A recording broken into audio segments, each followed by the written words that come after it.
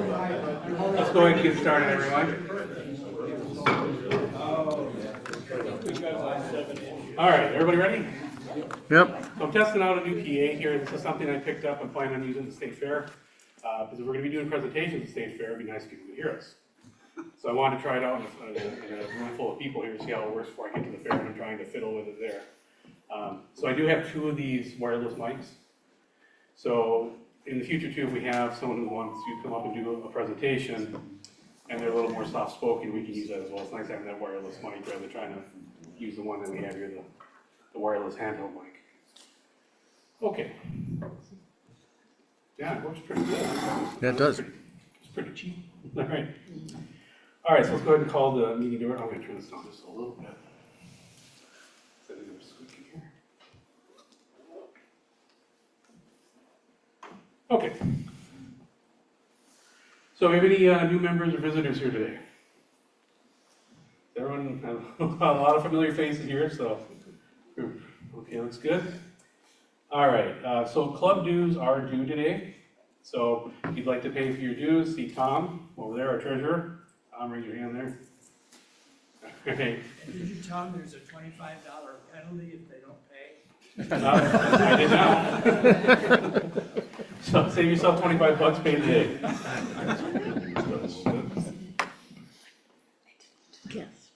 Okay, so name tags, if anyone needs a name tag, I got here, I think pretty much everyone here probably has one. But if you do need one, see Katie, she's up here in the front. Oh, you got 2, who do you have? We have Jody Hardenbrook, she's in the back, I'll give that to her, oops. And Rick Tokar? Give me Jody's. Oh, she's right here. Yep. There you go, Jody. All right, well, if anyone else needs a name tag, just see Katie, she'll get you one. I'm somebody now. It's official, you remember. You've always Yes. been somebody. Exactly. I gotta look at mine to see who I'm at. Oh, that's why you gotta wear it upside down, so you can read it. Okay, so secretary's report, Steve, you wanna go? Or we're gonna have, Sheila do it, sorry, Sheila. Blanking here, I don't have it on my sheet. This was, I did the last meeting minutes, and they were all fine. There was one addition to the new member. Otherwise, everything was fine. Okay. Sheila, anything to add? I do not. All right, I will get your name. I knew you were doing it, I use the same form every month, and I forgot to change it. Okay. Tom, do you want to do the treasurer's report first, or do you want to talk about the audit first? No, I'll go ahead and do that. Okay, go ahead. The beginning balance for the month of March is $31,62.88. We had $360 in memberships. We had an $80 anonymous gift to the club by one of the members, for which we're very thankful, grateful, for total revenue of $440. Expenses were membership cards, $29.98, and the Roku tax, $344, for total expenses of $33.42. Balance at the end of March, $35,69.46. And Alan has the audit report. Okay, so just for the treasurer's report, so we'll go motion to accept. So, Okay, second. All right. So be. Alan, you want to go ahead? You said you have the audit report. Yes, all numbers are present and accounted for. Okay. Sounds good. That was easy. Did you need more? No. I'm the last person you'd be asking about doing treasurer, so you don't want to ask me to do that. Okay. TLC toys, Roger. What do you have? Well, last month we brought in quite a bit. We had 695 cars. That brings us a total to 1,112 cars for this year already. Wow. Wow. And the paintables, we brought in 350. We're up to 767. So we had a pretty good month. Very nice. I had a lot of the small tulips. They didn't have a base on them. You have to put a base on those, and they have to be glued. They don't want any more of the big tulips. And also, I brought in one of the gnomes that is finished for the 4th of July. They're lasering in the U.S. 250 years. Oh. So, it looks pretty nice. So, but, you know, everything's gotta be glued up, and I got the bases for these, so all you have to do is glue the feet, the nose, and the hat on. And one thing we are doing is we're gonna make the hat and the beard as one piece. It just makes it easier than to have them separate. So, anybody that's making them. Okay? Okay. Thank you, Roger. And as always, if you need wood or patterns, Yeah, see you Roger. mentioned that, didn't you? We have patterns. I got a whole carload this time. He loaded me up. All right, so Roger's parked right out in front. I'm sure you guys all are familiar with that. If you need wood, go ahead and see Roger.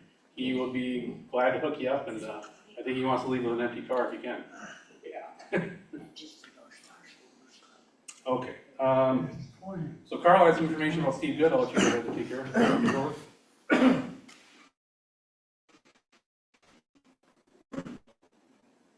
You want to another one? I think I could talk out loud. Couple of things, let's see. I attended the Steve Good Memorial. They opened it up so that people could go and see it, and I attended. I still was logged in as NorthStar scrollers, so I was responding to people saying, "How did he die?" I was responding to that, realizing that I was responding as NorthStar scrollers. So we were all represented. There were people from Sweden, from the UK. There were some Spanish-speaking people, some people from Ontario. Bear Woods was there. Sterling Woodcrafts was there. There were up to 313 views that attended that. I saw 208 joining on YouTube service. And it was only about 27 minutes. It was an open casket, so you saw Steve Good lying there, but that was about it. So that's that on that part of Steve Good. They sent out, for those that get the email, they sent out, they were offering, and Troy had mentioned last month about just downloading the 2007 through 2024 downloads. They now offer an update to 2025, 2026. Or you can get the Scroll Saw collection. It's a USB, and I can show what's on that thing. It's got a viewer. My laptop doesn't have much battery life.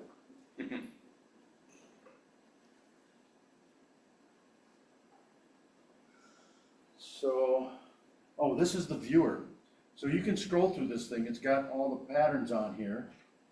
You can scroll through it. You can do a search for particular patterns. This has got everything that he's got in there. And then if you want to, you can open up to launch it, and it'll actually launch it, so you can download it onto a PDF and get the correct size for that. It's got on there, on the USB, so it's got all the patterns, 2007 through 2026.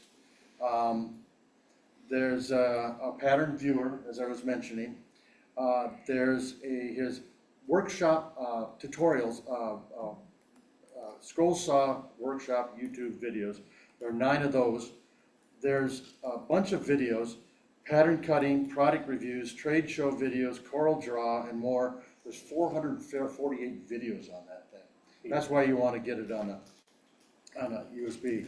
And it comes with the 2 books that he put out on vases, and 16 total patterns. And I know that he has been sending out some of his other vase creations that he's done in this thing here. So this was $40 plus shipping and tax. It was $45. So I thought it was a great deal. The viewer in itself is great because before, if you had downloaded the other one, you've got to go to each year, look at the index, find what you want, and then go open it. Here you can just go and search. So I think it's really worthwhile. So this is different from what you told us about the, Yes, because that's I different. ordered the USB $20 or whatever it was. Is that? From That was a 07 that was a digital download. I don't know Yes. if, that was a digital download. It came on a USB. Oh, you Oh, you ordered ordered the USB, then you should have the same thing, I think. Is Well, it the same thing no, or not? no. This is $40.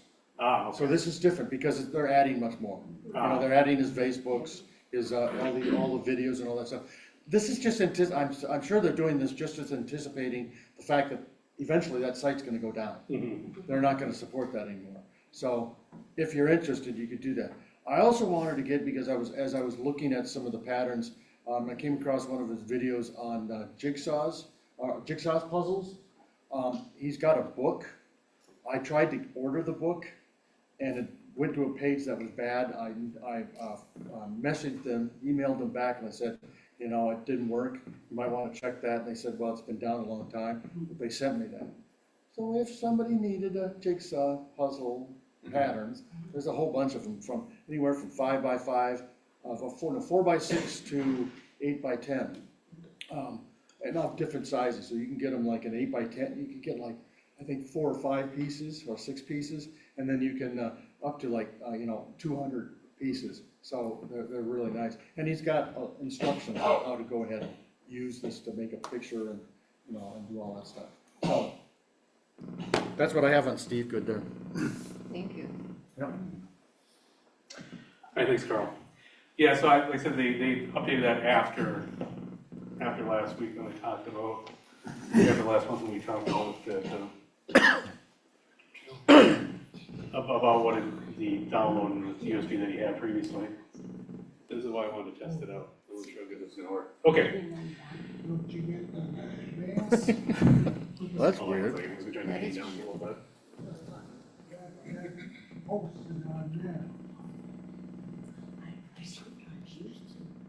I wonder if it's the contact of the mic. What's that? I wonder if it's the contact of the mic or the plug. Yeah, maybe. Maybe it's your heart. I think it's rubbing against the seat. That seems better. Okay. So next we're gonna talk about this little Hegner scroll saw everyone's been looking at up here. The cutest scroll saw you ever saw, right? So this is a Hegner saw that was donated by Kurt Krugman. If you're not sure who Kurt was, Kurt won the State Fair competition last year for the Wells Fargo Stagecoach. He's also won a couple years ago with the Carousel, and I think he won a couple other times even before I started. I know he's been doing this for a while. Anyway, he reached out to me and said that someone donated this scroll saw to him, and that he didn't really have a use for it, and he wanted to donate it to the club. So honestly, I'd never seen this particular saw before. It's a little bit unique. So it is a Hegner. So it's a German scroll saw. This thing will probably outlive me and my grandkids because it'll just go forever. Hegners just don't go bad. I mean, it's an induction motor. I think this thing was like $700 new back in 2002 when it came out. So what's unique about it is that it uses these tiny little blades. And I'll show you. And the problem, so this is what the blades look like. You can see that's About half. about half, so they're about 3.5, 4 inches. And the blade doesn't have a top support. It just sits in here like that. So the idea is if you're doing something like fret, it's designed for fret work, then you just drop it in, you can do your cut, drop it in, do your cut, and you can lower this back support piece or not, depending on what you prefer. It comes with a foot pedal. It's got the original instruction manual, little wrench here. As you put this, you can't quite see probably here, but there's a little nut down here you can loosen up to put in the blade. It's really easy to do. But it's unique in that all the other scroll saws, the DeWalt, the Pegasus, whatever, the blade moves back and forth as it goes up and down. This saw, the blade is straight up and down. There's no oscillation. So you can do really sharp corners. And like I said, it's meant for marquetry. It's meant for fret work. You can cut 3/4 with it, but barely. Can I get an idea? Just move your name tag. I did that already. No, it's still hidden. The magnetic pickup. Oh, yeah, I didn't even think of that. I'll just take it off. That didn't do it. It didn't do it. That no. didn't- Yeah, we just, Well, but it's okay that's now. okay, that's why I wanted to test this out before. Well, it seems we- to be okay now.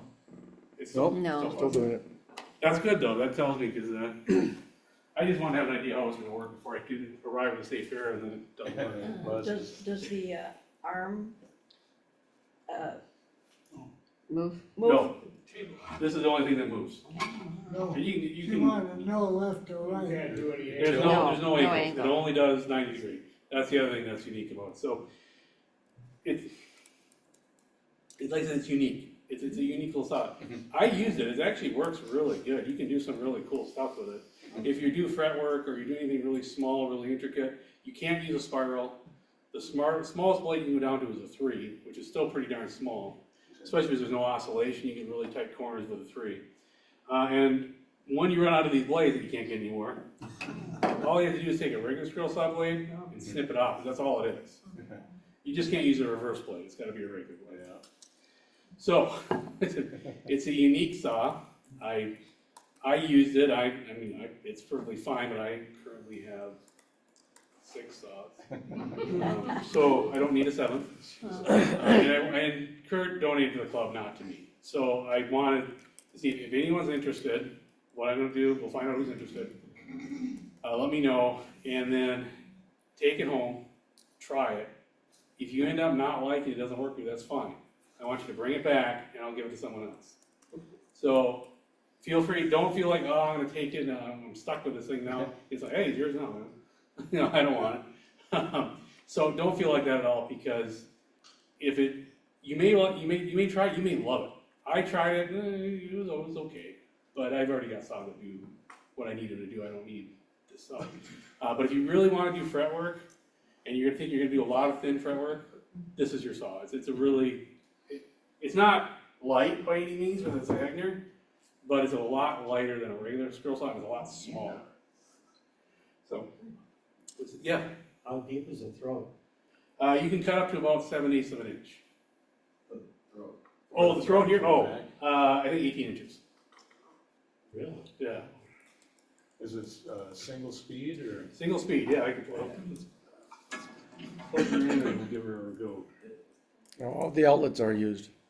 I got one over there. It's, put it over here where I can see it. Yeah, it is single speed, but it really doesn't matter in this particular saw. You don't really need a variable speed.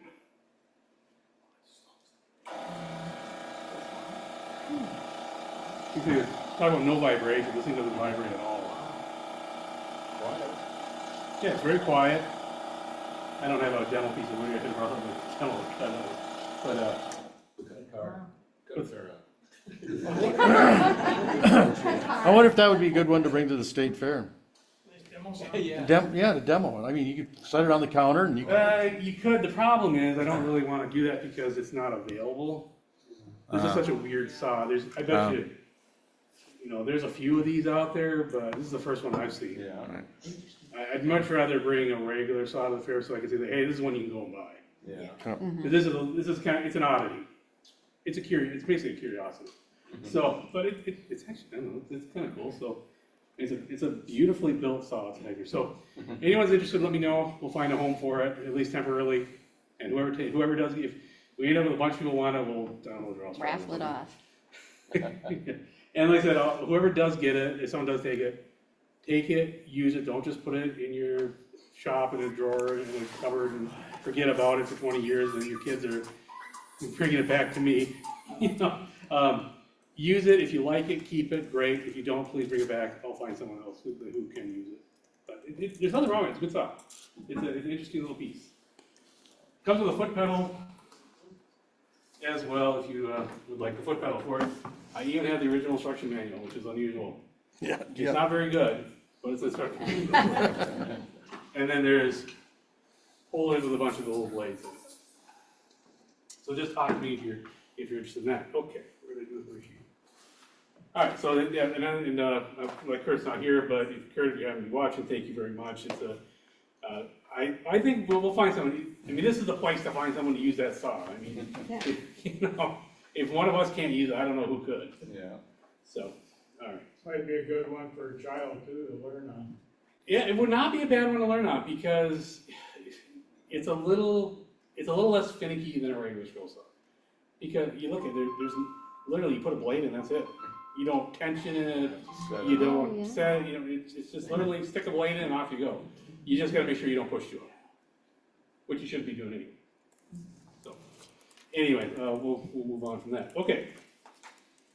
So I have some stuff that I've acquired from saws that I bought, things I've donated to the club. They're sitting over there. Someone already got the lamp, which is fine. I have an arbor press. There are a bunch of pinion blades, and there's a wood burning kit that was donated here. Mike, you remember who donated that? You gave it to me. Oh, no, I do not remember. Yeah, I brought that one in, I think. Did you? We had two of them. Carl took one, and I have another one. So that is actually a pretty darn nice wood burning kit. Those kits are pretty expensive. If you're interested in wood burning or know someone that is, please take it. I would like to get it out of my shop. It's taking up room, and I keep meaning to bring it in, I forgot. If you need an arbor press, I just want this stuff gone. So whoever wants A it, what? try not to fight over it. What's an arbor? What's an arbor press? An arbor press, oh, it's a machine used for pressing bearings. So, Pressing what? bearings. Bearings. It's got a little handle on it when you push Yeah, it. it puts it up to 1 ton of force, so, okay, yes, sorry, it's something I, so if you have, you know, a bearing, a round bearing, a ball bearing, you know, ball bearings in a race, so you have it's round, and what it'll do is, you have a piece of metal with a hole that the bearing fits into.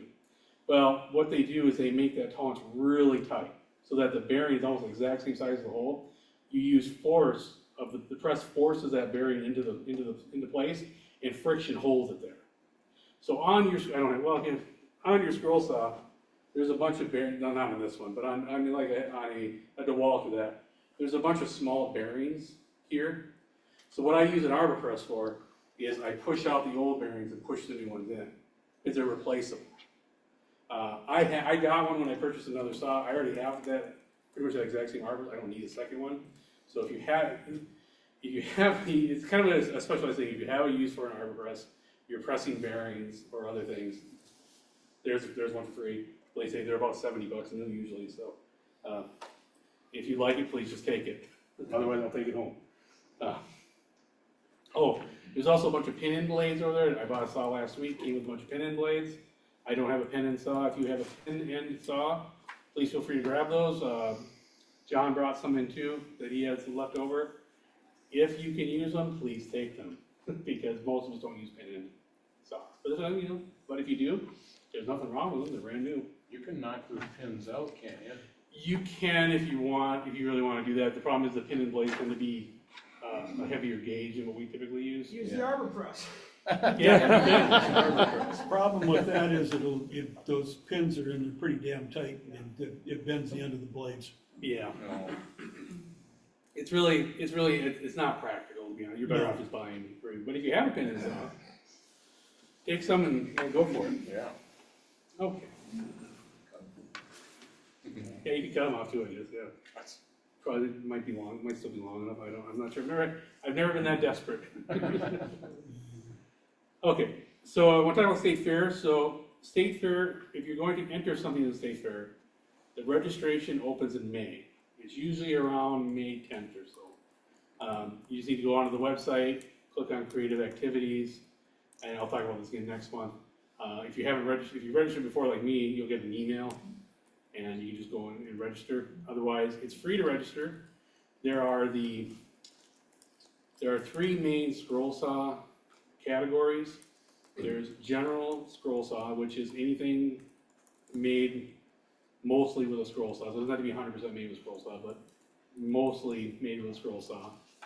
There's a fretwork category, and there's an intarsia category. And those are the 3 that the club sponsors.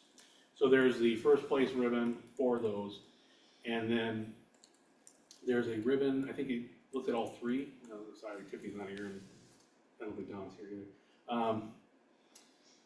And they choose a winner out of those 3, and then you get the big blue ribbon, and then there's a big blue ribbon for intarsia and a big blue ribbon for fretwork.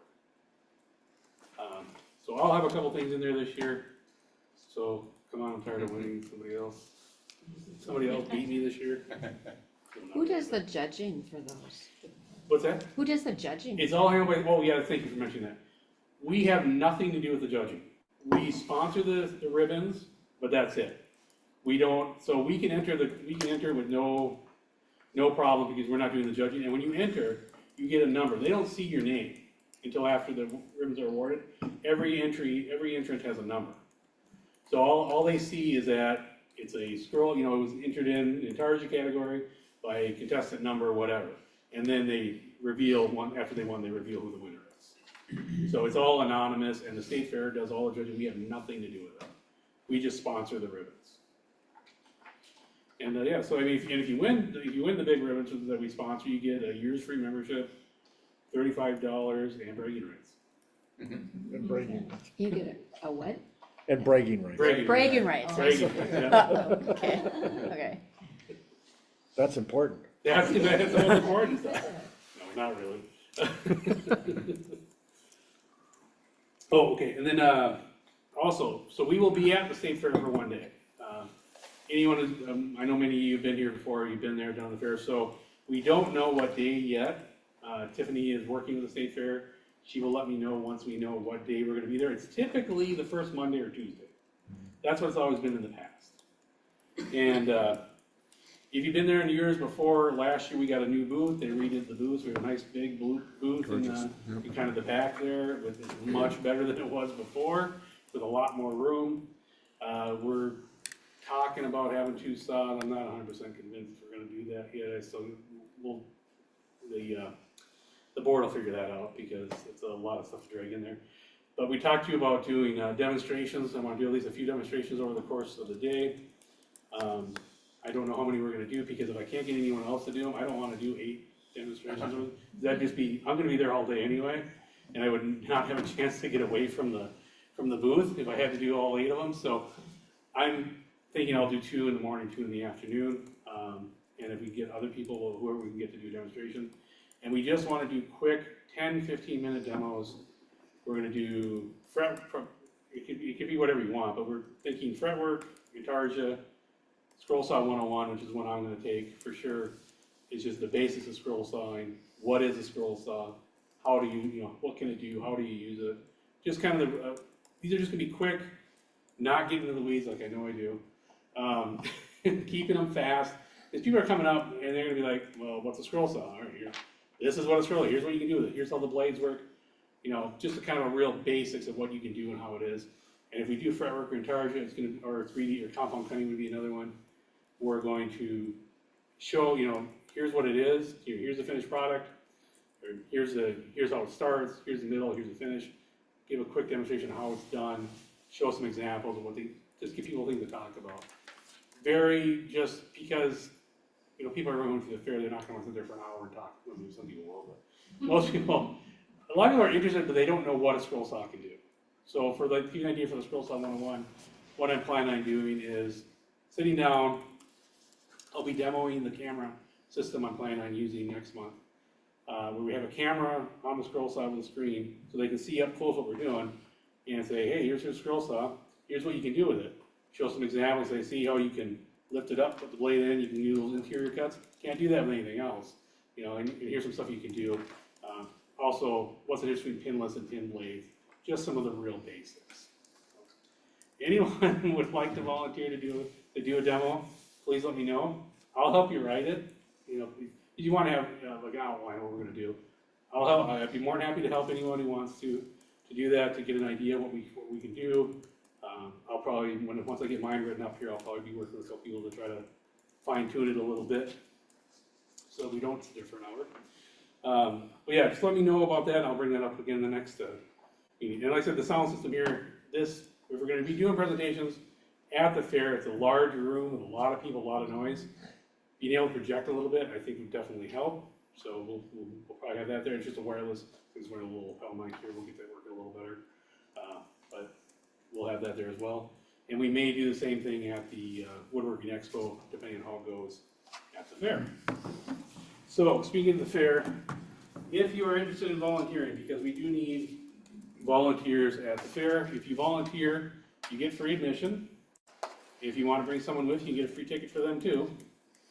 But we do need volunteers there. What we'll do, once we have, for right now, if you put your name on the list, it doesn't mean you're set in stone, you're coming. It just means you're interested, because once we have a date, we'll send out an email to everyone that said, hey, I'm interested. and we'll say, hey, do you want to volunteer at the fair? And we usually have shifts. So like we'll have some people in the morning, some people do in the afternoon, so you don't have to spend the whole day there. Now, I'll be there the whole day. I come and go. I have to get there in the morning early. Roger and I will probably be there early, setting up, and we'll bring in saws and all the other stuff we need. But anyone who volunteers, I would like to be brought in at least a couple pieces, because we have these big display cases, and we like to fill them with all the work we've done, because it gives us something to talk about. People come and say, oh, wow, that's really cool, and we go, hey, yeah, so-and-so made that. Tell this person about how you made that. So we get a lot, or they ask, like, what's this? Oh, that's fretwork, and this is how you do that. Oh, that's intarsia, this is how we do that. You know, one of our members made that. That and having stuff in the contest is great, because I can tell you, every year I've been there, whether I had something in there or not, I told Mark, I was like, hey, go look over in that cabinet, see the big blue ribbon? Yeah, that was done by this guy over here, or one of our members, and that's the kind of stuff we do.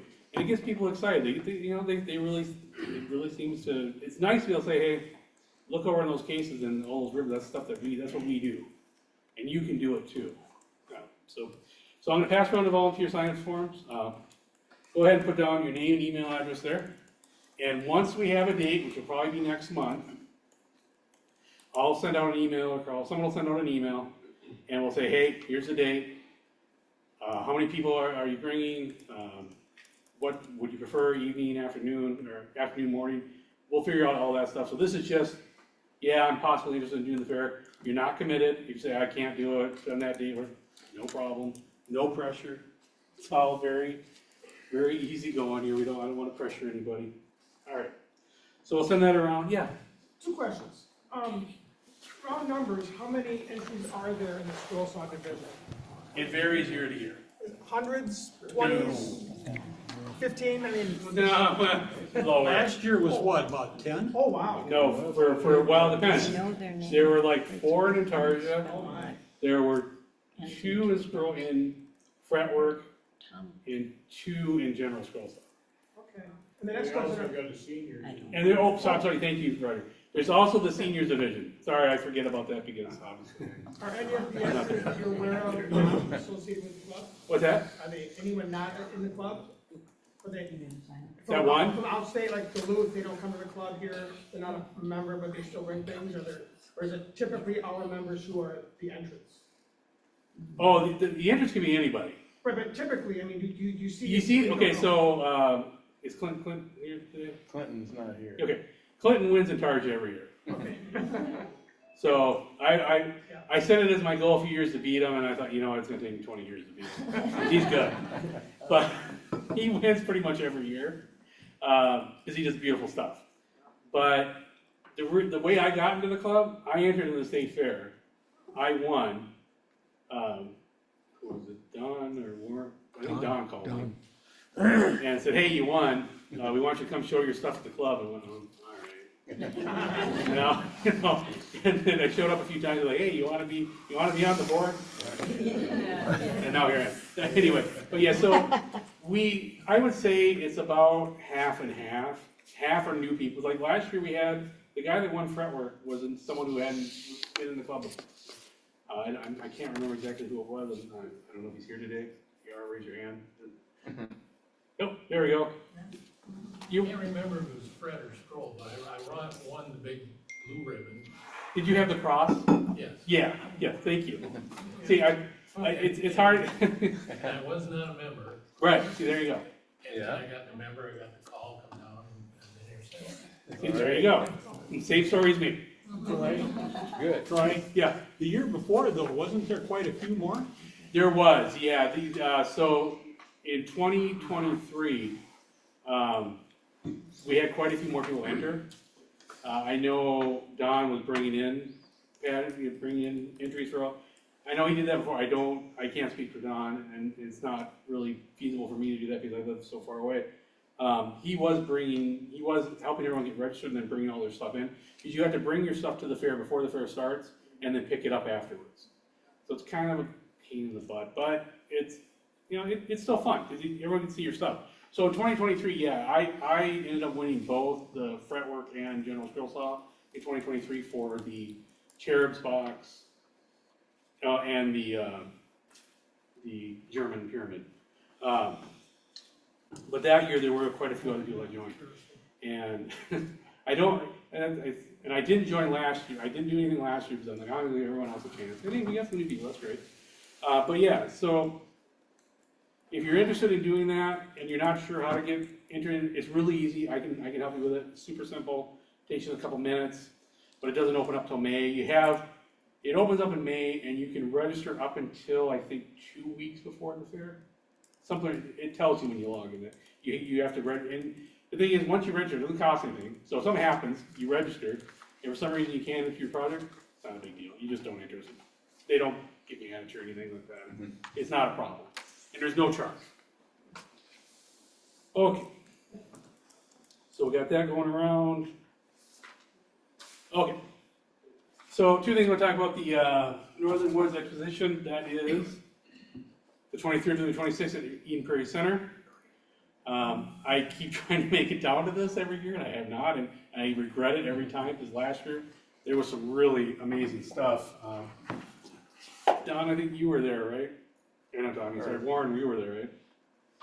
I've been there a few times. Were you there, like, you were there, like, you had a picture? I've been there, yeah, I've Carl's been there, yeah, it's That one- gorgeous, gorgeous stuff. Yeah, gorgeous stuff, Yep. so, I was really jealous when I saw the pictures, so.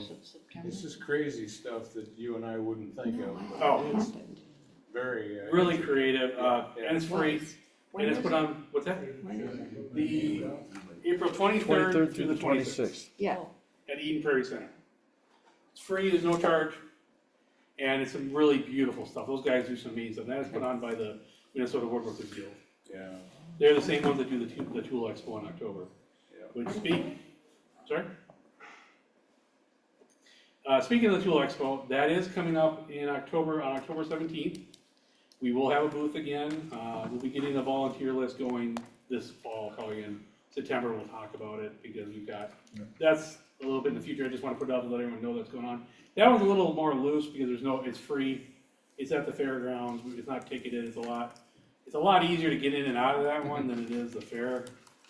I'm starting to already regret all the junk I gotta bring into the fair this year, but that's okay. We'll make it work. Okay. September 17th? October 17th. October 17th. Yep. Yeah, I will be there for sure. We usually have 2 saws there. We'll get to that. There's no rush on that. We'll have people demoing there. Same thing where if you haven't been there before, it's a free expo that the Woodworkers Guild puts on, and they have vendors from all over. They're selling stuff, giving away stuff. It's really neat. It's a really neat time. It's a fun time. We get, I'd say, a lot more actual interested people there than we do at the fair, because the people there are already woodworkers, where the fair you might get, not that the fair isn't fun, it's a lot of fun, we get great people. But I found that we get a little bit better results at the expo just because we're already dealing with nothing but woodworkers. So, and it's a lot of fun. Okay. Yep. Okay, so sorry, I had a lot of stuff to go through today, so I'm trying to make sure I get through everything. Okay, so you see this drum, we talked about this little Dremel saw here that was donated here. Mark, I thought it was Mark, sorry, I'm so bad with names, it's embarrassing. It's one of my things I need to work on. So Mark donated this Dremel saw to the club here. And come up here when you get a chance to take a look at this thing. So this saw is a little sad. It's been abused a little bit. But I wanted to bring it in and show everyone because I'm gonna clean this up, fix this up, and get it working and bring it in next month when we talk about Scroll Saw maintenance. I don't know anything about the saw. I haven't even plugged it in. All I've done is picked it up, brought it in. I can look at it, I can see that this is normal for cast iron. If you don't treat it, it rusts. And I'm just gonna do a before and after. So I'm gonna show you this is what they can look like if they're not treated very well. And, or I should say neglected a little bit, which happens. And you'll see next month what it looks like. And I'm, cross my fingers, I'm gonna be able to fix it and get it out, and I'll get it up and running, and what I'll do is I'll give it to someone who's starting out.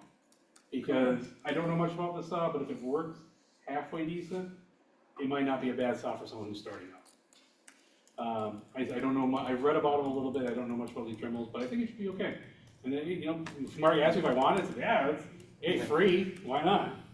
I'll bring it, I'll take it, I mean, what's the worst? I mean, I get it home and I can't fix it and, you know, we don't use it, but I'll give it a shot. So for me, it's kind of an interesting challenge, because I like fixing these up. Take a lot of pictures. I'll probably take some video. I'll do some before and after video, I'll take some pictures. Because next month, we're gonna be talking about scroll saw maintenance, and I actually bought a DeWalt last weekend, because I needed one for the demo, and I'm like, so if anyone's looking for a DeWalt, I'll buy one after next month, because I don't need another DeWalt. It's a Type 1, and the table wasn't quite this bad, but it's pretty dirty.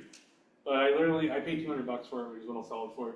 I cleaned it off, cleaned it up, opened it up, tell the bearings had a tiny bit of wear. It's pretty much brand new. And it runs, and I did a couple adjustments on it, and it runs like perfect, like new. So, but we'll talk about that next month. I don't have a stand for it though, there's no stand. So, all right. And I said, well, I'll clean this one up, so take a good look at it. So, and you won't recognize it when it comes in next month. I guarantee you. Either way, I'll bring it in, whether I can get it working product. Yeah. Mark said it runs, so I try. I believe him. I'll get it running. Hopefully, it runs pretty. It doesn't look like it has a lot of work. Hours on it. Okay. So, anyone else have anything? Steve, I'll get to you in just a second. But anyone else have anything they need to bring up? Just one small thing. On the way in today, I decided I would drive by the old site of the old senior center to see what's going on there.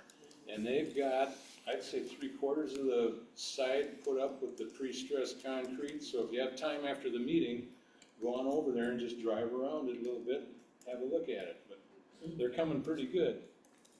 I'd say by fall, they probably have it enclosed and. Huge. Yep. Yeah, those commercial buildings actually go pretty fast. Yeah, Once they're get the really walls putting that up quick. I got some. Yeah, go ahead. Yeah, just, as we don't meet over the summer, I want to announce that I'm going to hold my annual President's Cup golf tournament. It's not a tournament. But whoever might be interested in, that haven't joined us already. We have a small group, I think we have 6 to 9 people each year, and we just get together and have a golf. We just pretend we're golfing, but we have a good time. And anybody who's interested in that, you can get a hold of me. I'll make sure we get it in the. Yeah, I was going to say, I'll make sure to mention to Tiffany and it gets it in there. Okay, thanks. Yeah, I'll have her reach out to you. It's usually the week after Labor Day. Okay. Yeah. I got one thing more about these gnomes. Yeah. 4th of July is the last one we're gonna be making for a couple of years anyways. And we're kind of kicking it around whether to do one for Halloween or not. Otherwise, we're gonna give it a rest, so don't make any for, Christmas and stuff like that. So, Yeah, they kind of want to cycle the patterns, right? So Right. they don't want to, we gave out 1,000 gnomes last year. We don't want to give out another 1,000 gnomes. They want something different because it's going to be a lot of the same people. And you wait a few years and then you can do the gnomes again. Try to keep it fresh. Yeah, especially memory broken, a lot of people, 2 or 3 years and they're, hate to say it, but they're gone or whatever. I wasn't going to say it, but I was implying it. Not sure that you get the idea. Well, it just makes sense. I mean, you don't want to do the same thing all the time. Just people get sick of making the same thing all the time too. It makes them different. Perfect. Thank you, Roger. Anyone else? Okay. For tip of the day, Steve has something he wants to share. So Steve, come on up. I'll let you share.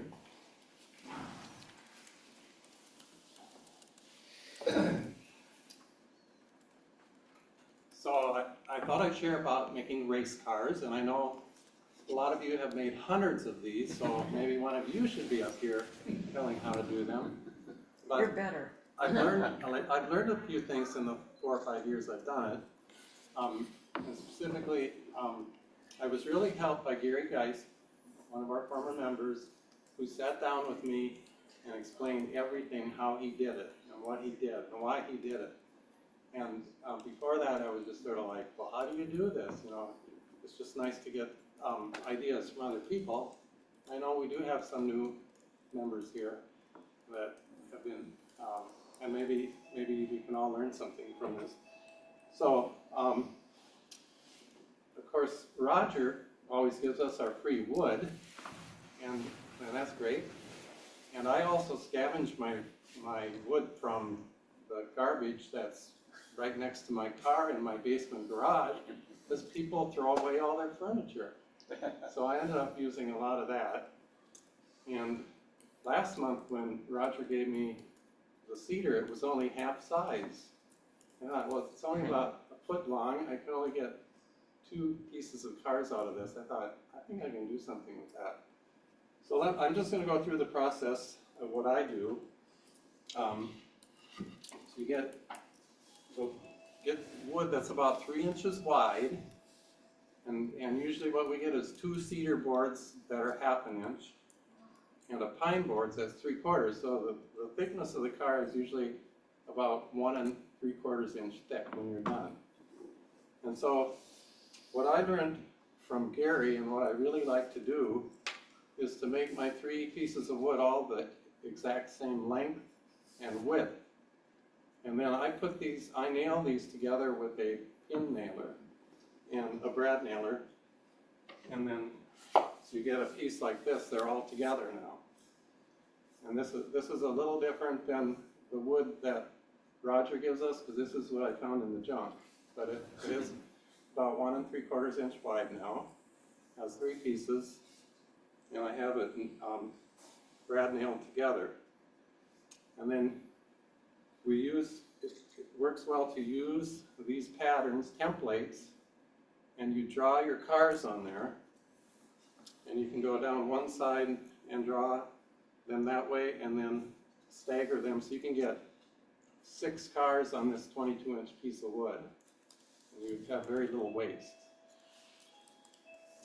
And Now, are you cutting that with your scroll saw? this works. I started 5 years ago when I got here with the Delta, and that worked on my little old Delta, believe it or not. Yeah. It's not that hard to cut. You might go a little slower than when you're doing a thin piece. Yeah. Probably the most important thing is you make sure that your blade is perpendicular. If it's crooked, you're going to get a car that's sort of slanted. So since it's so thick, you want to make sure that your blade is 90 degrees. When you're cutting something that thick too, sometimes it's better to use a non-reverse blade. It will actually cut a little easier. I noticed that when I do the chest pieces, which is 1.5 inches as well. If you use a non-reverse blade, you don't get the fuzzies too bad in the thicker pieces. They're easy to sand off, and it does seem to clear the sawdust a little better. It cuts a little easier. But you can use a reverse too. Yeah. So I usually, one of these that has 6 cars, I can do in about ½ an hour. Now that I'm used to doing it, it's not too hard to work your way through.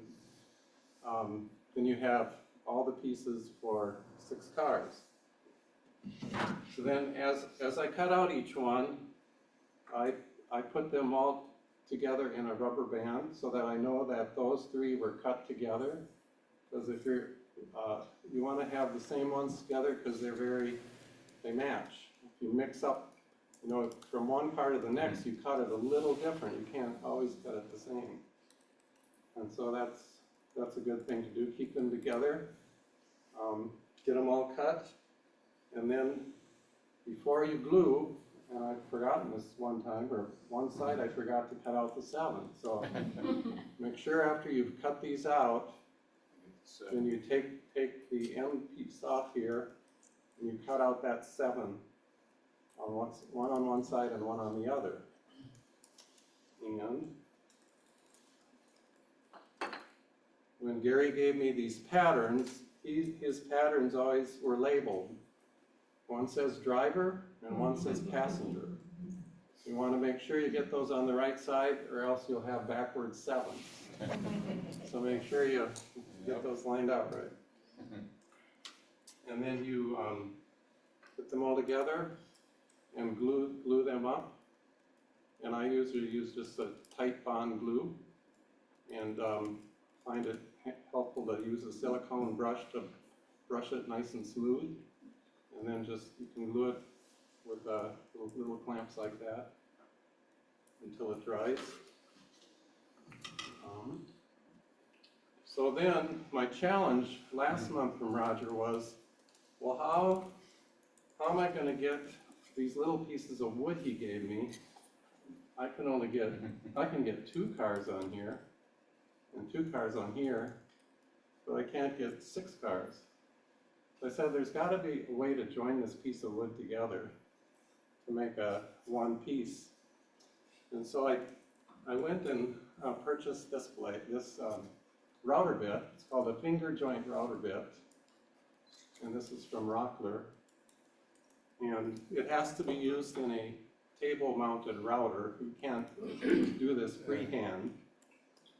And then you can route this nice finger joint on the 2 pieces. And what you have to do is you have to run one through right side up and have the other one run through it upside down. And then the 2 will match together like this, just perfect. Oh my gosh. So you have to practice. You have to do a practice piece and get it just right. And the amazing thing was, on the first day I tried it, it was perfect the first time. But then what I learned to do is you keep that piece that's perfect, that's right, because with the vibration, sometimes your router bit will get just a little off. Use it as a setup gauge. And then you can use that as a setup gauge and go back and get it to where it should be. So then you have those 2 pieces, you can put them together, and I found I use these kind of clamps at home for gluing boards edge to edge, and I have like 3 or 4 of these that I can do a long board for like my bowl making, when I make bowls, and they're a little wider than the piece of wood I have. They work good for doing edge to edge, but they also work for these finger joints. You can put it in here long ways, and it'll take a 22-inch piece of wood. And the nice thing about this is it will help hold that joint so it's flat. And it does a nice job of gluing that. So now your quiz, when you come up here, is to look at these and see if you can figure out which one has finger joints and which one doesn't. You can see if you can find it. Yeah, figure it out. And then, last but not least, if any of you need templates, you can pick up one of these and take home. And I only had time to make 9. If anybody doesn't get one, I'll make some more for next meeting. Pretty cool. Thank you, Steve. All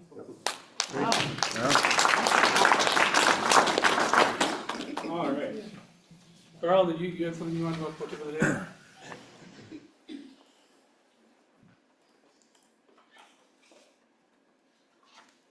I was ruffling through the internet, and I came across this, and I thought it was pretty cool. I don't use this to spray on my pieces. No, that's not what I use it for. I just thought this was a neat tip. Does anybody know what WD-40 stands for? Yes. Water displacement. I did not. I didn't. 40th attempt. Yeah. In 1953, the 3-person Rocket Chemical Company of San Diego tried over and over to prevent a rust prevention solvent for the aerospace industry. On the 40th try, they got it right. Unceremoniously labeled the product by its use and batch number. Would it have been a household name today if it was 27th time?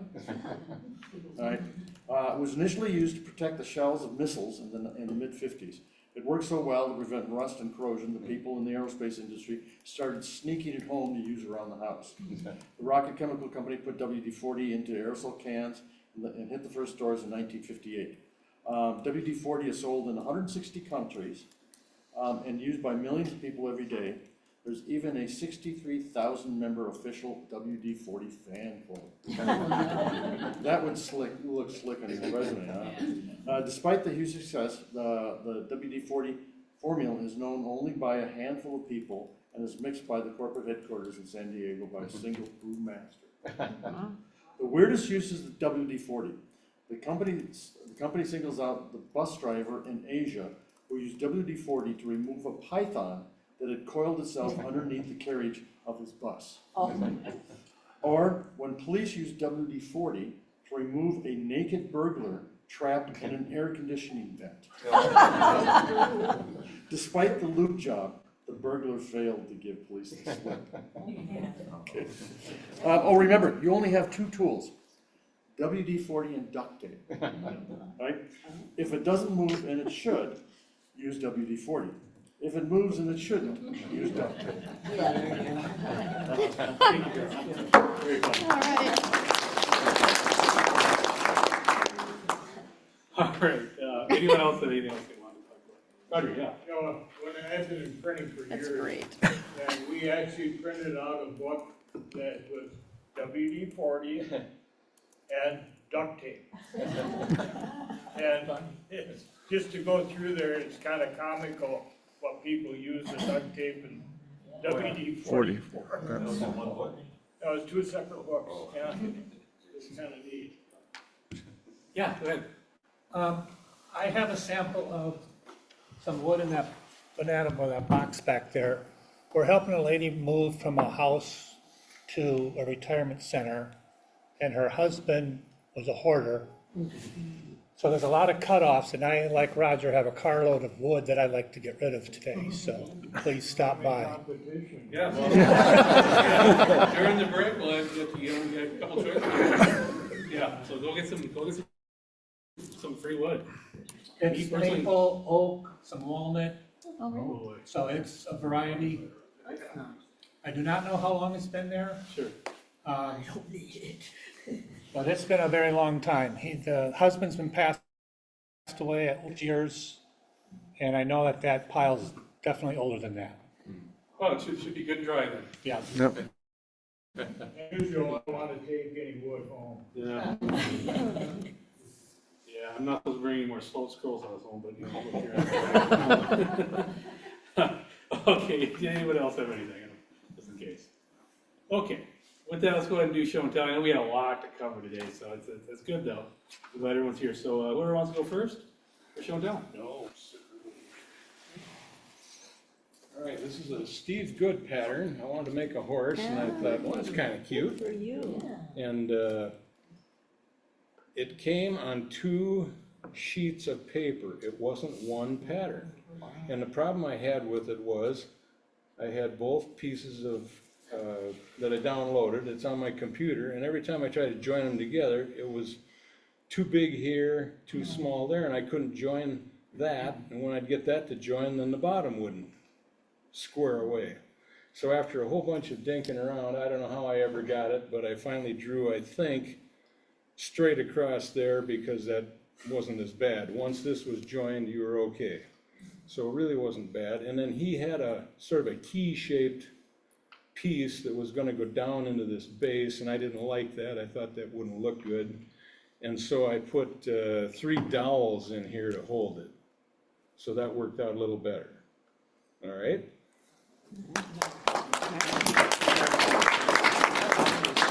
Come on. Nice job. I'm going to bring it to the state fair. Cool. All right. This is very similar to the horse I did last month, Yeah. so. It's, patterns by Charles Hand, and it's hard maple, and this is actually screwed in plywood backing Cool. from the back. Really nice. Nice. Did you make the frame? No, the frame come from Hobby Lobby, and it was cheap. Where almost all frames come from. All right, who else got something to share? Hello.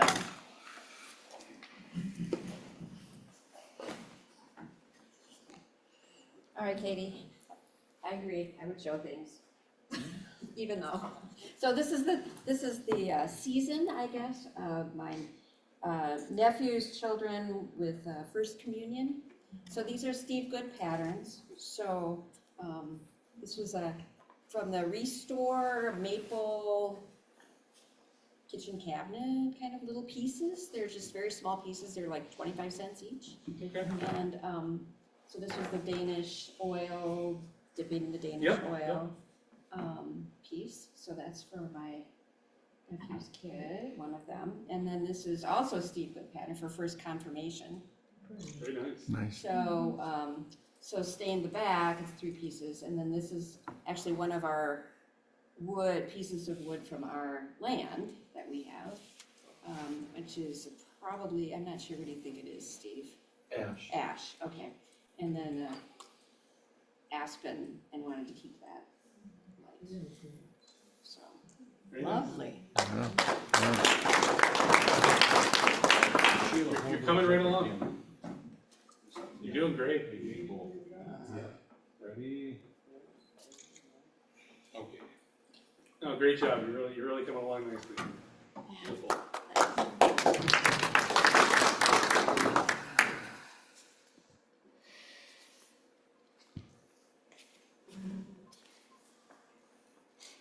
This last supper I did before, I cut out with spiral blades. So, And how many blades did you go through? well, I went through 75. Oh my God. It's 3/4 inch. Yeah, Oh, it's, sure. it's black ash. And, well, sometimes it is. It's my fault. I get too anxious and I push my one too hard out in front of the blade. But Wow. That's lovely. Beautiful. So deep. John, come over to this direction. There, good.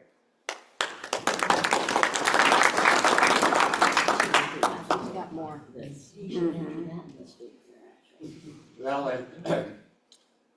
finally used up my the pieces that we got as Gary, and so this and I got the bear and John, come on over here again. If I take it in front of that screen, good. Then the light's goofy. What blades do you use for that? John? What blades do you use for that? this. Yeah. I use a number 1, and then I use the spiral blades on trees and stuff. So, and then I've made these before, but I usually put them in a frame or something, and they're a little bit smaller. But I cut this one out in bigger. You normally can't just pick it up like this. So I put a piece of wire in the back of it and glued it on so it would be able to pick it up. And normally it would be this part What right is here is It's a fish. especially with the red cedar. It's a fish on a hook. Oh, nice. Actually, no, it's a lure. It's a lure. It's a lure with a fish. Thank you. Yeah. That's Very nice, Joe. Thank you.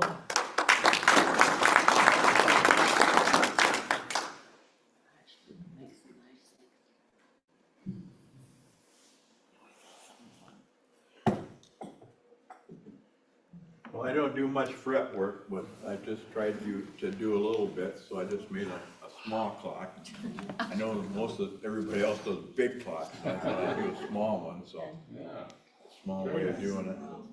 Wow. I also tried my hand at making a vase. Oh, wow. Oh, wow. And the vase is kind of cool because the wood I found had gray markings through it, like it was moldy. And so when I cut it out and started making it, it ended up with a pattern on it that I can't do anything else. And of course, I had to make a top with the tulips for Easter that I'm gonna give my daughter this afternoon when I see her. So I'm gonna give this to her. Also in Steve Good's, I made the circus wagons, which I've got out in my car, which is about 3 of them. if you ever look at Steve Good's circus wagons, you'll see what it is. And I painted them up, and I'm gonna give them to my great-granddaughter. So she's pretty small. Anybody who makes, things to hang for gardens, I don't know if you've ever seen anything like this before. Where you hang your pots in there. Wow, okay, cool. And I thought that was pretty cool. And you can make all different kinds of, as many as you want to hang in there, so. Is that your design? Pardon? Who designed it? I don't remember where I found, I seen the pattern someplace, and I think I got about 20 of these before I finally figured out how they hold in there right. I just seen a picture somewhere. Yeah. Winfield and collection that's what I- probably. Huh? Winfield collection Yeah, probably. like- Is that what it was? Yeah, Probably, sure, they make a lot of that kind of they stuff. may, they have a lot of that. I know, And I've of seen course- it on their website. I like little whimsical things to make, so I made myself my little mouse with his cheese, so. Very nice. Thanks, Mike. Thanks, Mike, that's very nice. I don't need to pay that. John, you got something? Yeah, I got a couple of things. Did this little raccoon and a piece of butternut. I'm also, I way overbought Gary's, this wood. I've got 2 big boxes. I'd like to move one of those boxes. So if any new members, Gary brought in hundreds of pieces of wood. And some of us bought too much. You mean the Edgewood or? This edgewood. Live edge. Live edge. Live edge, yeah. Little tag here. Oh, cute. Live edge cookies. But anyway, this is a Robert Havlicek pattern, and I can't find them anymore. He must have passed away and the website went away. I've seen a couple of his patterns show up on Pinterest, so I don't know if somebody's sticking them out there just because nobody's gonna challenge them. But I always liked his animals and birds better than anybody else's. And so I've made dozens of his things. I just saw this piece of wood, I thought, that'd be kind of cool to do.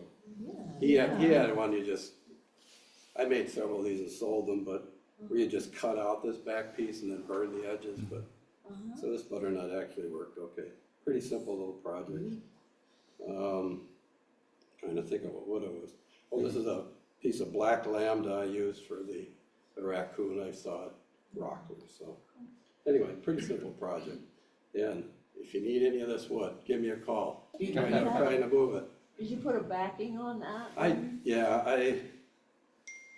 wasn't going to, but yeah, I did put a little. Because what I first did, when I cut this out, I thought, oh, I'll just use that. So I resawed it, but I should have. If I'd have thought of it ahead of time, I'd have cut it at an angle so it fit tight, and I didn't. Because I was just gonna put a back on it. So then I tried, this back piece is actually a resawed piece of what I cut out of there. Yeah. But it just didn't look right, and you could see gaps. And so I put on a little piece of 1/8 inch ply on the back. So made it cheat a little bit.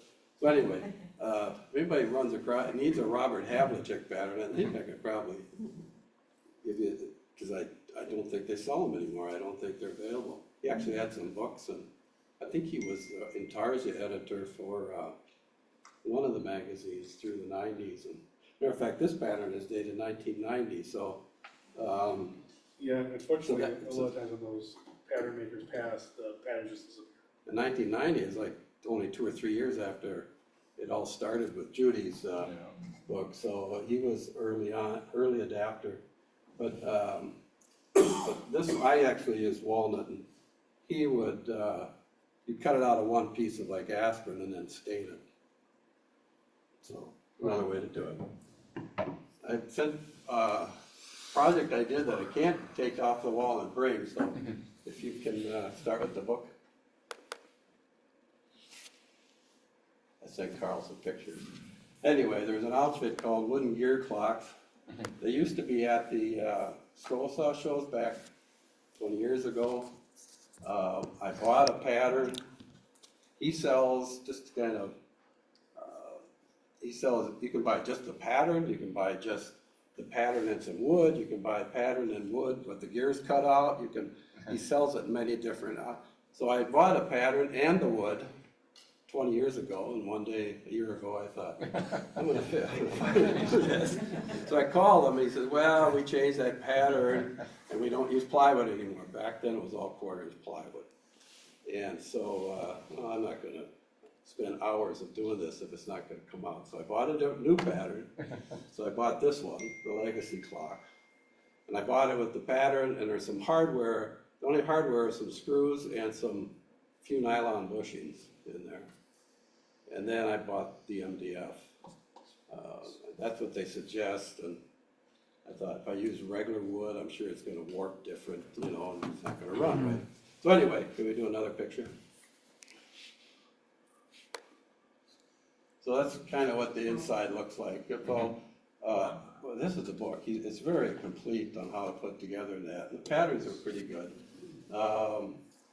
So this is actually, I had to take it all apart because I couldn't get it to run right. So a couple of weeks ago, or a month ago, and finally after digging around with it for weeks, I would take it apart, redo it.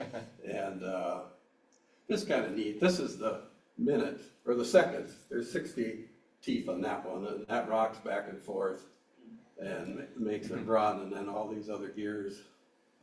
And there's a nylon bushing there. And I don't know what else to say. So this is, I did use some walnut and maple on it, on some of the smaller pieces. But, so what was the piece that was holding you up? well, I don't know. You can see some of the darker areas, because you use graphite. You sand it to 600, and then those dowels, and then you use graphite for loop. Yeah. And I don't think I used enough graphite. Oh. And I had one other gear that's kind of crooked, I think, so. Is it weight driven? It is weight driven, we'll see that in a second, but, well, there's just another gear, you keep going. But you can see there's the front, the dial of the hand. Wow. And that's the frame. Wow. There it is together. You get into that in the fair? I don't know how you would. It won't work. It won't work that way, and I try to show. So, all in all, if you can cut at all, well, here's. I tried to get a little video of it working. There's the weight. It needs to be about 3.5 pounds. And I do have plans to go back and do some fret work on that pendulum. I think that would look kind of cool. Yeah. So It'd be hard to bring into the state fair. Yeah. See, that's 1 second each time up there. Look at that. Does it keep? Oh, I stuck that little arrow on there so I could measure how long it took to go around with my phone. Is it pretty accurate? Well, yeah. What's pretty accurate to you? It's not going to be like your phone, and it does say even in the that'll change. Well, in the summer and winter, it's going to be a little different. Yeah. It's Is this how clocks started? oh, sure. That's Sure, how they you used run to by a be. weight. There's Yeah. no batteries or anything. So Well, the I pendulum figured I should do that with something, a piece of intarget. I might make it too heavy, but a Is the fretboard or something. pendulum adjustable so you can adjust the time? It does, I forget what they call it, the rod, there's a slot in the back with the piece of wood that wedges in there, I should have taken a picture of that. And so, yeah, it was after, well, the first week or two, it's just wearing itself in, then finally it was gaining about 10 minutes over 24 hours. So then you have to, let's see, I'm trying to think, when it's longer, you slow it down. Because it's taking longer to go back and forth, so it slows it down. So if I was doing it again, I would make that, I'd cut out the pendulum exactly or that rod, what they suggested, and I left it a little longer, so you have a little more play, and then cut it off later. But yeah, you can adjust it, and then it seems like a 1/4 inch makes, because then it got slow, and then I brought it back. Yeah. So, I don't know, we'll see, it's just, well, one other thing, well, you can see it back in there, the bottom the top is just a regular hole, the bottom's got a slot so you can adjust it. So I was really having a lot of trouble getting this thing to run. It would start and stop, start. And would email back and forth, email back and forth. He's probably getting tired of me. And finally, I took it all apart, re-graphited everything, re-sanded it, readjusted it. And it would run 10 minutes and then stop. But what it was, it's gotta be perfectly up and down. I thought I had it by looking at it, but that's not necessarily how the clock thinks it's perfectly up and down. So I started adjusting that. I went all the way over, well then it would stop with it this way, and then it went the other way, stop this way, so it just kept back, 30 seconds in the inch, and finally, voila, it takes off and runs. So how this is lined up, with the clock center, which isn't exactly the same as that. Mechanical clocks are really nudgy. So anyway, it's running and it ticks away, and every day you gotta wind it. There's a string on this side, you pull down and lift up the weight, and then it says it runs 32 hours. It's probably about right. I do it every morning. I rewind it. So anyway, he sells 6 or 8 different variations. If anybody wants to tackle it, it's just something I always wanted to do. That's terrific. Wow.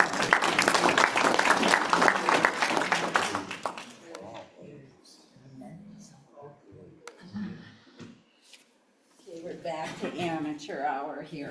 No. So I had to do something, I hang something outside my front door all the time, and I had to figure out something between Christmassy thing and Eastery thing. So I just made this pattern by cut and pasting in Word, and then cut and pasting after, making a copy. So think spring. This is made out of Douglas fir. I have everything written down here. And then you might recognize this pattern because it was in one of the Scroll Saw magazines.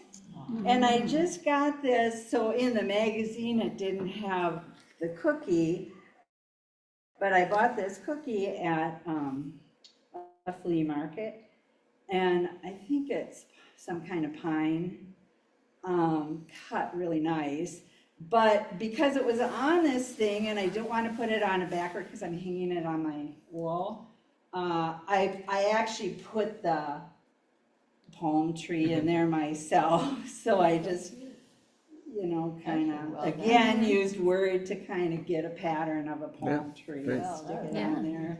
So so that it wouldn't be so flimsy. And then, here's where I need my notes. Oh, there we go. Okay, and this, some guy at a flea market, also different flea market, had a booth of all his Scroll Saw stuff, and I took a picture of this and then made a pattern from the picture. So the body is Brazilian walnut. The tail, this part of the tail, which I really like, is the black duff. And the rest of the light stuff is pine. And the face is lacewood. And this guy, I actually used a little, it's called a tagua nut here. And then black walnut for the nose and the eye. So. Yeah.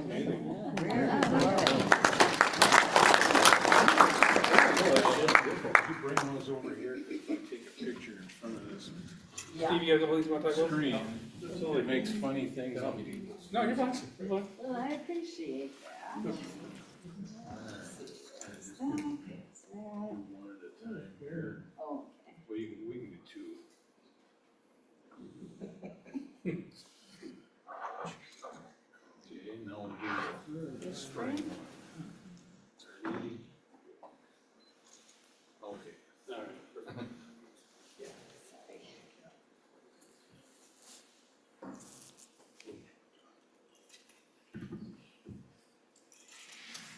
Well, I'm back, the letter guy.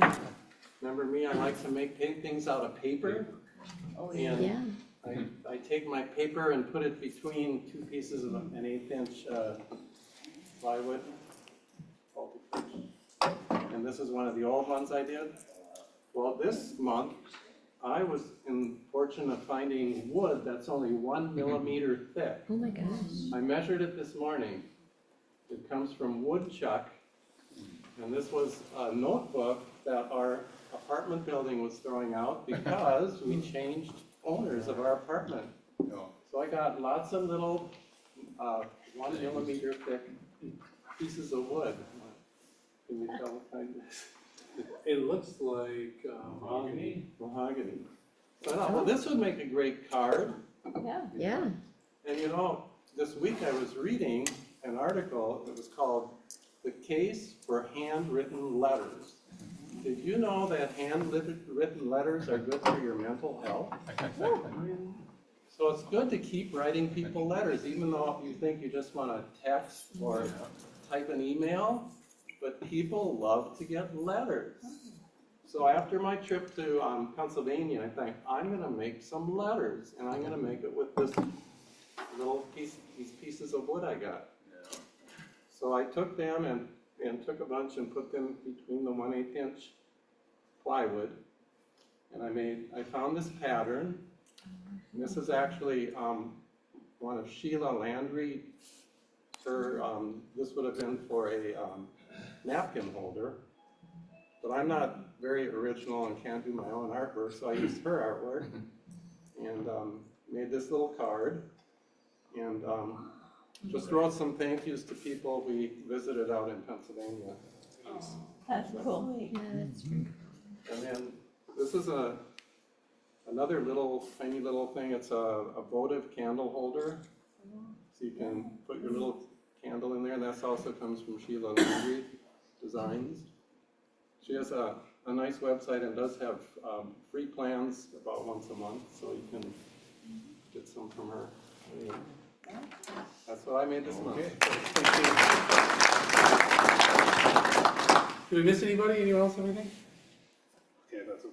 All right, so before we take a break here, I just want to mention real quick, when we do take a break, come up here and take a look at this saw, because I want everyone to get a good look at it, because you're not going to recognize it, my little diamond in the rough, you're not going to recognize it when it comes back next month. But the reason I'm doing that is just I thought it'd be fun, because I get saws in this condition all the time. And I bought saws that look like this, I bought saws that look worse than this. And you can come back from them, don't throw them away. You can't say every saw, don't get me wrong. But I've had saws that were much worse shape than this that I brought back and had them looking good as new. So just for a little fun before and after. What else do I have here? That and and then if anyone wants to come up and look at the Hegner or ask me about the Hegner saw, if you're interested in it, come see me. If anyone's interested in the stuff I have over there, please take it, so I don't take it home. And with that, let's take a quick break, and when we come back, we will have our video from Susan Loar, Scroll Saw Segmentation, Hummingbird. Yeah.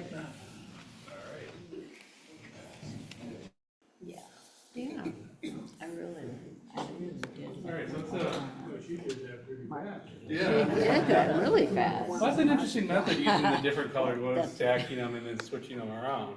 I guess I hadn't thought of that before. That's definitely Creative. Yeah. creative, and it looked really nice, really nice result. I can see how, I can see that working. Yeah. Oh boy, another skill to throw in the yeah. So I guess what I'm taking out of this is segmented is different than intarsia. Yes. Segmented is like a jigsaw puzzle that's all flat. Not Intarsia is necessarily. more three-dimensional. Or is that kind of? Segmented sometimes has a little bit of depth, But not the rounding. Not like in the Intarsia. Okay. And the big difference usually in segmentation is its painting. So the difference between segmentation, that's a style of segmentation. Oh, it's same wood in each piece. Yeah, so sometimes people even do things like MDF, Yeah. where they'll cut it out of MDF and each piece will be rounded over just a little bit, all the same height. But there'll be a little bit of round over between these and then it's painted. Okay. So that's always been my interpretation, that intarsia is all natural wood. There's more depth, there's more carving.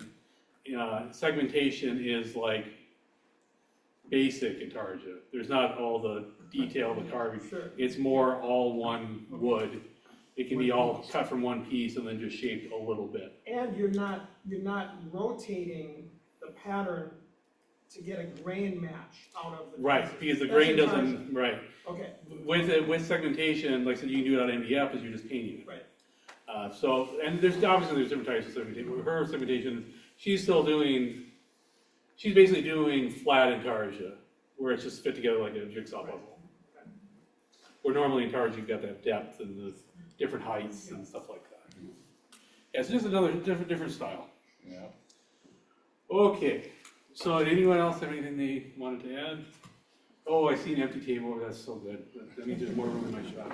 Hang all your stuff. I can go buy another saw. Yay. No.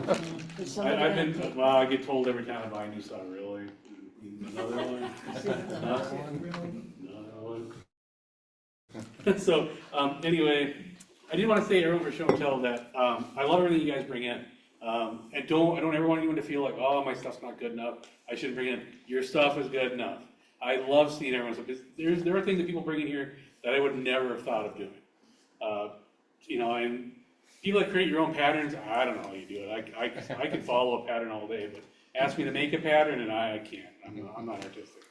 I always say I'm an artisan, not an artist. Because an artisan or craftsperson uses other people's patterns, where an artist makes their own. So some of you guys are really artists, and yeah, I mean, and don't ever feel like, oh, I don't think it's like, I do that a lot. I don't think my stuff's very good. I'm very guilty of that. Don't ever think that your stuff is good, we want to see it, we love seeing it, because it gives us ideas. That's how we all come up with ideas to do things, by seeing what other people do. And then, like I said, next month, we're going to be talking about Scroll Saw maintenance. You don't want to miss that one, because it will be interesting. I promise, no PowerPoint. I will try to keep it short and concise, not go too far into the woods. I don't want to get falling asleep. I can do it. I believe in myself. For now, our little Hegner has found a home, at least temporarily. She was going to take it. See what you think. If you like it, keep it. If you don't, bring it back. We'll give it to somebody else. Yeah, and if you guys have any other questions or anything going on, feel free to reach out to me. If you're interested in presenting at the state fair, please let me know. Please, somebody else want to present? I can do it. It's not a big deal. We just won't have very many. And then, I got this sign-up sheet for state fair back. We'll be reaching out on that. We have one more meeting for the end of the year, or until the end of summer. And then, like I said, on the state fair thing, we will be reaching out once we know the date. We have an actual date, and we'll be getting a confirmation of who's coming and stuff like that. Typically, we mail out the tickets to whoever needs their tickets. So that's what I did as a segmentation, which is basically Baltic birch, and then I painted one side. Oh, okay. There's different types of segmentation. You put stain too, different. Yeah, you can stain. stain. Well, this was actually it was a stain, not an acrylic paint. It was There's a stain. really no rules. I mean, Yeah. Intarsia, the general rule is you don't paint. You use the natural color of the wood. However, every Intarsia person I've talked to, at one point or not, has used a stain to get something a little more white. I've used dye because dye works really well for getting color because it doesn't fade. Like I did, if you saw the wreath I did a year ago with the cardinals are dyed maple instead of using something like bloodwood, because the dye will stay the same, but the bloodwood will change. So you really can do whatever you want, but there's kind of the general idea that all things work. I'm sure there's a few purists out there that are spinning that I just said that. Hey, speaking of that too, Intarsia, I did notice that Judy Gail Roberts, we all know she passed away last year. They are doing classes there again. So if you wanted to take, I wanted to do that, and I kept saying I need to do that, because who knows how long they're going to be offering that. And they stopped, but they do have classes again, where you can go down to Tennessee to Judy's shop. I think it's a 3-day class, and they actually walk you through how to do Intarsia. I think they're just doing the beginner class. Where is this, Troy? In Tennessee. Tennessee, yeah. Like the state? I forget exactly. I know it's like 30 minutes from Dollywood, wherever near Nashville. I've never been to Tennessee, so. It's way, it's more like Oh. Knoxville, just south of Knoxville about. Okay, yeah, you've been there, okay, that's John. Absolutely worth it. Yeah, that was best week, I've been twice. Guitarz.com. Yeah, if you look up Judy Gale Roberts and Target, you'll find it.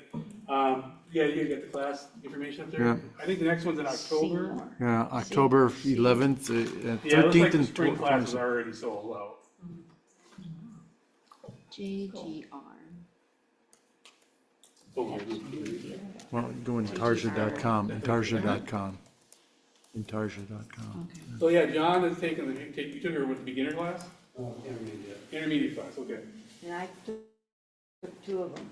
You took two of them, okay, oh, okay, I didn't realize you did that. Wow. Yeah, so, I know they said that, I know she had, it was her and a couple other people that were teaching, and one of her, I guess, Well, Marianne, protege, or whoever is running them now, yeah. yeah. You've never seen anybody cut scroll saw like Marianne can in Tarja. Tarja's not that easy to cut. Yeah, so I just thought I'd throw that out there just in case anyone's interested, in, or if you weren't aware that that's a thing. Yeah, that'd be interesting. Yeah, we'll sure do it someday. We found a place. All right, with that, here unless anyone else has anything else, let's go ahead Some of and, them, they do have a cabin. okay, motion to adjourn. Second. You look at. Aye, all right, we're good. We'll see everybody next month. We gotta move the tables back. Yep. Okay. All right. I got wood out there. Yeah, definitely pick up some wood for Roger. So do you.